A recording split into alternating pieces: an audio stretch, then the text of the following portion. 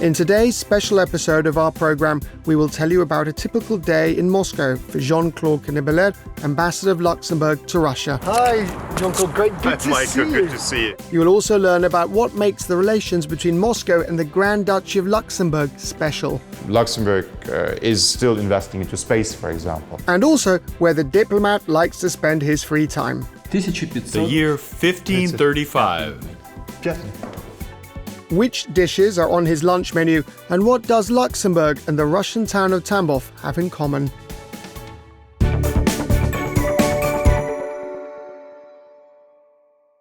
Hi, this is the programme Capital Ideas Life, and I'm Mike Gibson.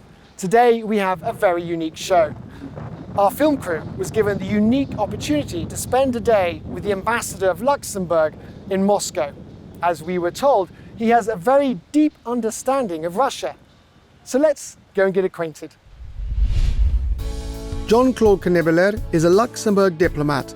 Since September 2016, he has been the Ambassador Extraordinary and Plenipotentiary of the Grand Duchy of Luxembourg to the Russian Federation. He was born on the 16th of August 1977 in Luxembourg.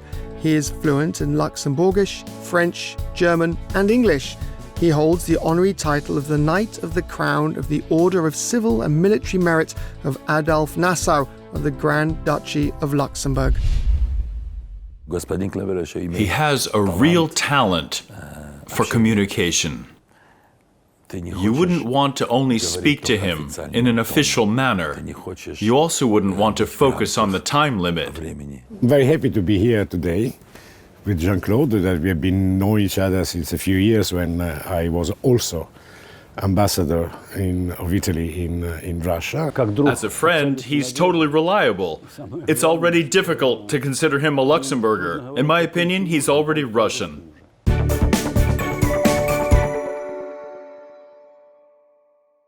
We're now in the center of Moscow on Khrushchevsky Lane number 3, and right next to me is the Embassy of Luxembourg. No outsiders are allowed in here, but we have the unique opportunity to meet with the ambassador in person on the territory of the diplomatic consulate.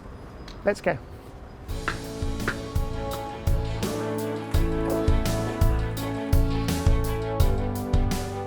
Jean-Claude, thank you very much for inviting us into your embassy today. Thank you for coming, Michael. It's a lovely building with a very sort of light, airy, modern feel. I understood there was a remont done here not so long ago, what, 3 or 4 years back? If you would look up the embassy building on old pictures that you still find on Google, you find that it was just a box, a very ugly concrete thing that was built probably sometime in the 60s. During the renovation of the embassy's building, not only the layout was changed, but the outdated interior was also replaced with lighter and more modern solutions. It has become a comfortable place to be.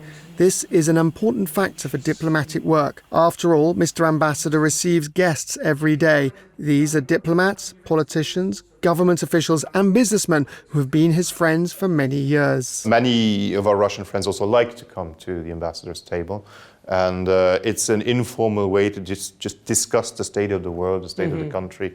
Also among colleagues, ambassadors, I like to put different groups around the table, different continents, different political views, just to have an interesting discussion and learn from each other. So that is something that is important in life, because you cannot... Human touch and human contact is for me the most important in diplomacy. Jean-Claude Canibalier first came to Moscow in 2002 together with the Luxembourg delegation. At that time, the young diplomat had just started working in the Ministry of Foreign Affairs of Luxembourg. The minister who headed the delegation could not come to Russia, and Jean-Claude was sent instead. Thus, an accidental trip connected the diplomat to Moscow for many years to come.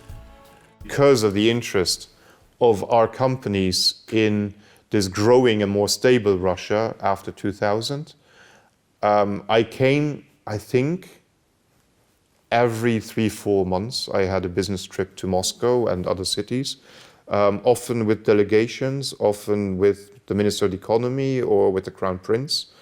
And so over a period of over 10 years, I had a very close contact with the country and the city of Moscow. And I developed a lot of relationships also with people in business. And that helped me a lot when I came back here as ambassador, because I came in 2016, which was not an easy moment in the relationship between Russia and the European Union. And it helped me a lot that I had some established relationships in government and business. With his transition to this position, the working schedule of the foreign diplomat became even busier. Moreover, his active business life is not limited to Moscow. In the line of duty, the ambassador often travels to other Russian regions and cities such as Ekaterinburg, Cherepovets, Magnitogorsk, Sochi and Tambov. An interesting-looking Russian medal here with an Udостоверение. What is that? It's actually very, very dear to my heart because it's the Order of Merit of the Oblast of Tambov. Now, one might wonder what does Luxembourg have to do with Tambov, but we have had a very long relationship because it just so came that it goes back to World War II. According to Mr. Ambassador, during the Second World War, the Nazis forced the Luxembourgers to fight on their side. When they were taken prisoners by the Red Army, they were mostly kept in the camps not far from Tambov. Several years ago, the Luxembourg government erected a monument in Tambov in memory of those who died in the war. Since then, we had a long history of working together to preserve the memory. We sponsor students from Tambov to go to Luxembourg and continue their studies there. We help with social projects. We just financed another project for veterans of the war to commemorate the 75th anniversary of the peace.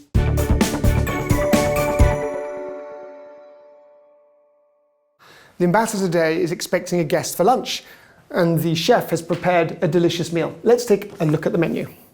Grilled octopus with smoked potatoes and pork choix, risotto with tomatoes and burrata, grilled sea bass with olive and caper sauce, lemon ice cream with strawberries. It's delicious. I wish I was staying for lunch. But let's go and see how they prepare it in the kitchen. Valerio Rossi has been working as a chef for 20 years. He started to learn all the subtleties of cooking straight after school. Over the years, the Italian has visited almost every corner of the world. He worked in hotels, Michelin restaurants, and also cooperated with the motorsport championships. 5 years ago, Valerio came to Moscow. Now he's an experienced chef in charge of the kitchen at the Luxembourg embassy. He knows almost everything about the taste preferences of his boss. Usually the ambassador like the fish menu to be light during the lunch. And the dinner, usually one soup, he like to enjoy some Russian plate and a little bit of hot dish like meat or something, vegetables or salad. Usually it takes 15 to 30 minutes to cook lunch for the ambassador and his family. When the embassy is expecting guests, Mr. Knebler personally chooses the menu. Usually we decide the menu together because he knows the taste of the guest, and I make my suggestion and he confirms the menu, and so I can tell this is like together we prepare the menu. This is a good combination. Valerio picks all the food products himself.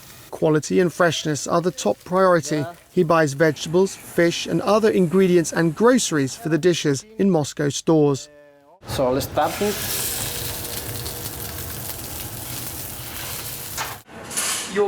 Our crew is leaving the kitchen in order not to disturb the cook. Lunch should be ready on time. Besides, the guest has already arrived at the embassy.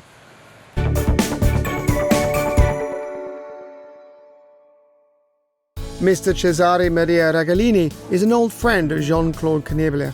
One might say he is his colleague, because in 2013 he was appointed Ambassador Plenipotentiary of the Italian Republic to Moscow. So I'm very happy to be here today with Jean-Claude, that we have been knowing each other since a few years when I was also ambassador of Italy in Russia, and we continue to see each other for lunch, talking. Sometimes we make some trip to somewhere else, somewhere like in Vladivostok, for instance. And so it's always a pleasure for me to come to Luxembourg Embassy and talk with Jean-Claude. It's always interesting to talk and chat. During his 4 years of work as an ambassador, the Italian diplomat fell in love with Moscow. This was so much the case that at the end of his mission, Mr. Raglini returned to Russia again. Now he works as deputy chairman of a state-run investment bank, which finances economic development projects.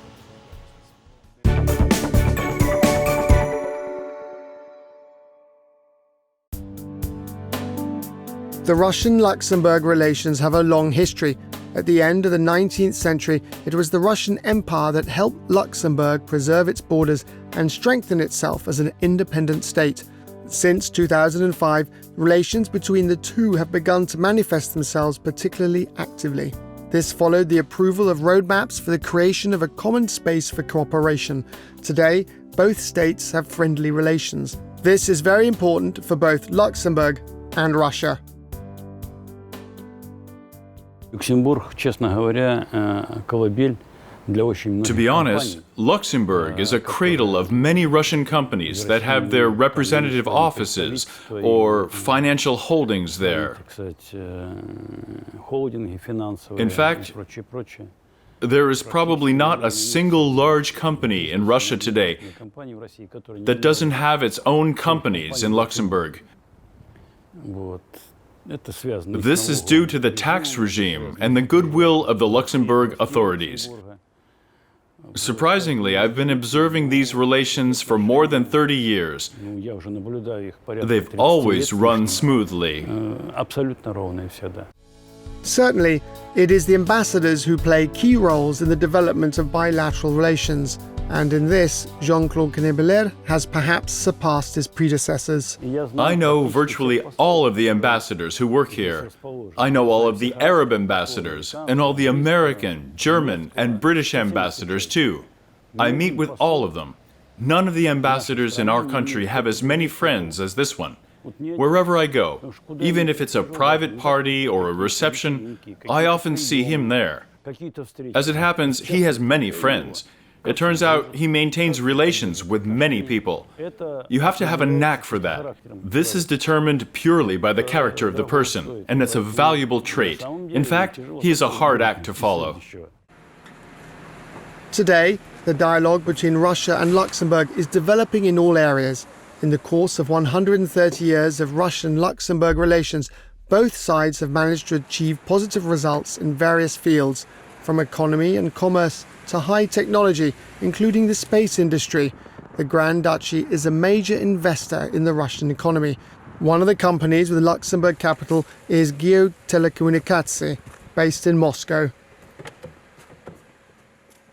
Geotelecommunications is a 100% subsidiary of our Luxembourg holding company, which I represent in Russia. The company has been operating for 20 years. Today, its core business is the satellite transmission of TV channels. We're talking about around 100 channels. Of course, we've added other services too. We code them and insert ads. We reformat them. We create some variants. We deliver the channels via satellites, but also via landlines and optical fiber line. Some of these lines are owned by us, while others belong to other operators. Today, the office of a major private media center is home to many TV channels, including Big Asia, which broadcasts our program. This channel is a unique media platform that covers relevant events and news in Asian countries and also in Russia. Thanks to the Luxembourg investment, our partners were able to build what is arguably the most modern private media center in the country. For us, the TV people, this location is very convenient. We have full cycle production here. We deliver our product to the media center. And we also have the playout quality control in this place and can see how it is transmitted. This is via satellite and landline communication channels. As broadcasters, having everything in one place is especially convenient for us. Luxembourg has a very rich experience in the space industry. The country launched its first private satellite in the 1970s. Today, SES, a Luxembourg company, is a global satellite operator that provides services to 99% of the people in the world.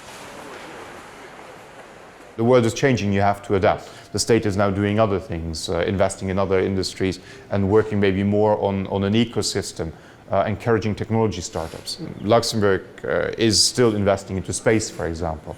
by creating a legal framework for space companies and taking venture capitalist positions.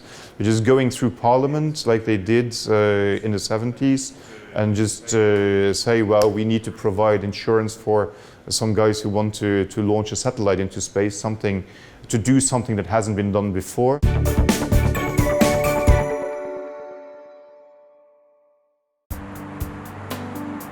Moscow has become Mr. Kneveler's home since 2016, when he took up his current post.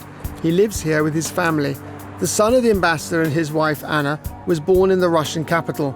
Due to the specifics of his work, Mr. Kneveler prefers to maintain his loved ones' privacy, and so they avoid the cameras. However, they can often be seen walking here at the central Gorky Park. It's one of the ambassador's favorite places in Moscow. This is a place where we used to come with our son when he was still in a stroller. Now he's riding his bicycle through. Right. So it's also a family-connected place. Your son's now 4. He's now 4. He's going to be 4 in October. Right. So this is also one of his favorite places because there's plenty of playgrounds and little attractions and watching the fountain and feeding the ducks and taking one of the little boats, pedalos on the ponds. It's a great place in the very center of Moscow. Right, fantastic. And tell me, do you visit any of the exhibitions here or restaurants? There's a great museum. There's a contemporary art museum, Garage. There's also the Tretyakov on the other side, and Museon, but I see both parks as just big one. Right. The Tretyakov too for modern and contemporary art. So there's a lot of sculptures that are very interesting. There's great things to see. The ambassador is very fond of Russian art. He discovered many great Russian artists here in the Moscow Art Center, which is located near the Luxembourg embassy. The Art Center Moscow is literally a 5-minute walk from the lane where the Luxembourg embassy is located. This museum exhibits works from private collections that have never been shown to the general public. The centre is situated on the premises of the Christ the Saviour Cathedral. Do you have any particular Russian artists that you like? No, I discovered only Russian artists when I moved here, because for some reason neither Russian history nor Russian art is very well taught in schools in, say, Europe or the non-Russian world. So I discovered a lot. I discovered Repin, I discovered Ayvazovsky and others. And I have to say, if somebody would ask me, who's your favorite artist, as you just did, it would be Ayvazovsky. Right. Because the play with light and water and reflection is very unique, very unique. In addition to Ayvazovsky and Repin, here you can also see works by other famous Russian artists such as Shishkin, Nestorov, Vasnetsov, Levitan and Savrasov. Due to the fact that the centre cooperates with private collectors rather than museums, its exposition changes on a regular basis. Adrian Melnikov, a collector and curator of the Art Center Moscow, invited our film crew to his workshop to show a real masterpiece, a unique painting that has recently arrived in Moscow. This is tessellation, which is a special technique. You don't know it, do you? It's where wood is bended and can take on a round shape. Also, the paint layer can crack, and unfortunately, pictures can be lost. And this is a true masterpiece, which has arrived at our place. This is Bacchus's Mysteries by Lucas Cranach. Here's Bacchus. He's a bit like Shrek. Yes, exactly.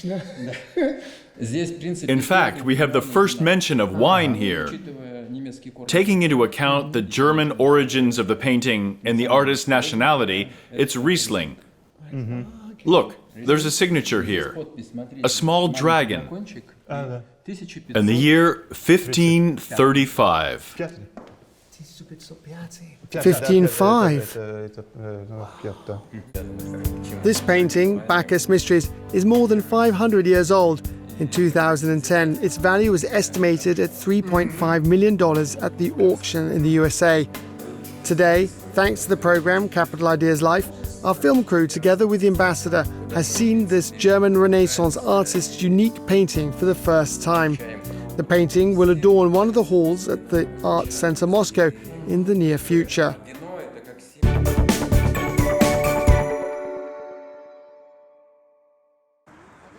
Mr. Ambassador is a big admirer not only of painting, but also classical music.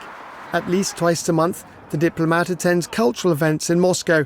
It looks like today is going to end on a positive note. Soloists and the Mariinsky Theatre Symphony Orchestra, under the direction of artistic director and conductor Valery Gergiev, have arrived in the Russian capital. I've known Maestro Gergiev for probably over 15 years. I met him first, I think, in St. Petersburg, most certainly in St. Petersburg, in the context of the St. Petersburg Economic Forum. He is always a big presence. There's his White Nights Festival. And I really appreciate him as a person. And when he's in Moscow, we try to catch up, usually late at nights, whenever possible. But he has a crazy travel schedule, so it's always difficult it's always last-minute occasions. The Mariinsky Theatre suspended its performance on the 18th of March 2020 because of the pandemic. Today, 5 months later, the artists will perform for the first time in public in Moscow. We've got a little bit of time on our hands, so let's go and get acquainted with the concert hall. The Tchaikovsky Concert Hall was opened in Moscow in 1940 to honor the 100th anniversary of the great Russian composer. Today, it's one of the major venues of the Moscow Philharmonic Society. Its repertoire includes plays, classical performances, academic music concerts, and international festivals. Some 300 events are held here annually. Tonight, the main stage features Pietro Mascagni's opera, Rural Honor.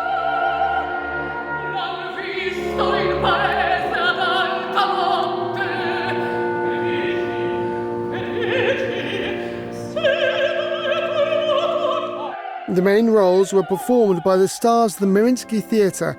Just that morning, the musicians, together with the maestro, performed in Tver, and the very same evening, the artists were greeted with applause. Moscow is a major cultural center, but today is a special day. It's the first time after a long break. We've been missing it. That's why it was highly emotional. Perhaps this is the reason. Every year, Valery Gergiev gives 760 concerts in different parts of the world. The world-renowned conductor has received the title of Honorary Consul for his contribution to strengthening bilateral relations between Moscow and Luxembourg. My first performance in Luxembourg took place 25 years ago. I remember that tour. We brought the Russian opera Prince Igor.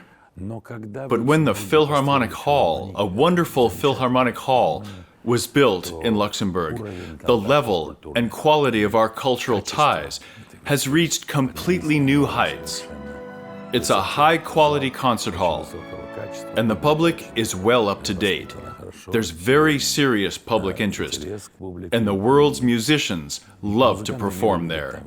He is doing things. He's taking a train and taking the train through Russia and doing 3 concerts a day, one in the morning, one in the afternoon, one in the evening, in different towns sometimes. He's flying between cities. He's a conductor not only at the Mariinsky, but also in Munich, in Amsterdam, in New York. So he is playing all over the world, really. And I think he must be one of Russia's best cultural ambassadors.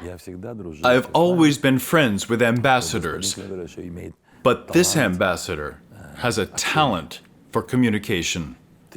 You wouldn't want to only speak to him in an official manner. You also wouldn't want to focus on the time limit. If you know that you only have 5 minutes, then you should still talk. Because later there will be no time, but we like to have a freer and more exciting conversation. And these tend to grow friendships, and friends can discuss any subject.